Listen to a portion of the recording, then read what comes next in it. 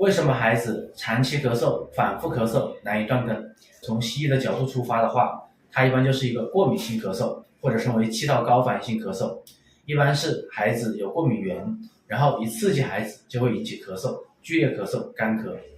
从中医的角度来出发，孩子长期咳嗽一般是脾胃的问题，也称为体虚咳嗽。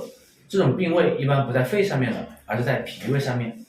脾肺气虚导致小孩子容易出汗，对外界冷热变化或者是一些寒凉东西容易产生过敏，所以才会引起咳嗽。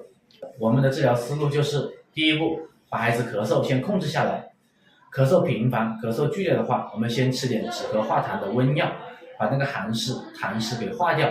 孩子咳嗽控制下来之后，第二步就赶紧调脾胃，通过吃一些健脾消食的一些药，把脾胃功能调好，体质恢复，他的咳嗽自然就能断根。